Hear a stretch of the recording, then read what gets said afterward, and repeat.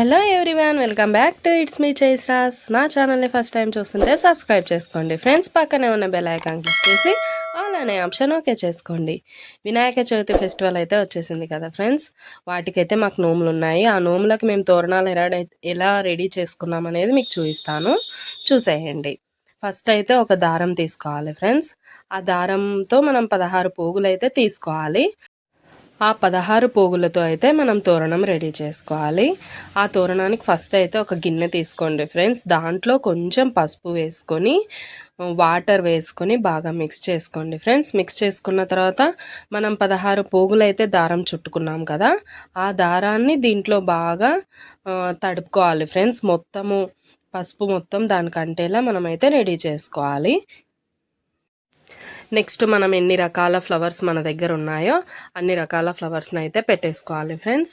గరక, ఉద్దిరేణి కూడా ఉంటాయి కదా, అవి కూడా మనం తోరణంలో కట్టుకోవాలి. ఒక్కొక్కటిగా ఇలా ఫస్ట్ ముడి వేసుకుంటూ మనం ఏ రకం అయితే తీసుకుంటామో ఆ రకం దాంట్లో పెట్టి మనం ముడి అయితే వేసేసుకోవాలి ఫ్రెండ్స్. అలా 16 ముళ్ళతో 16 రకాలుగా కట్టుకోవాలి. ఇలా నిదానంగా ముడి వేసుకుంటూ కట్టుకుంటే తోరణం అయితే మనకి రెడీ అయిపోతుంది అనమాట.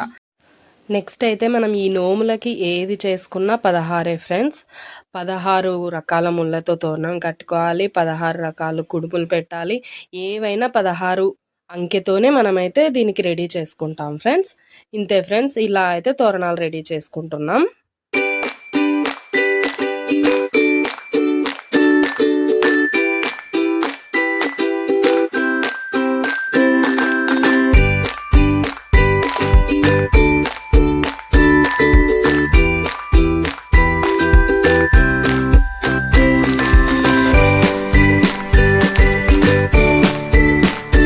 ఓకే ఫ్రెండ్స్, నెక్స్ట్ వీడియోతో మీ ముందుకు వచ్చేస్తాను. Bye friends.